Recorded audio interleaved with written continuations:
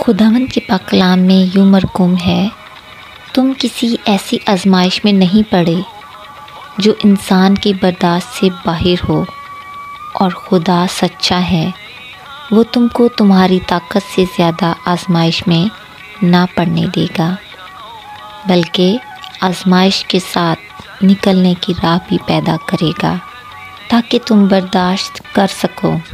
پہلا کرنتھیوں 10:13 آیت۔ آمین۔ حاصل کلام، خداوند وفادار خدا ہے، خدا ہم سے محبت کرتا ہے، خدا نے ہماری صورت اپنی ہتھیلیوں پر کھود رکھی ہے۔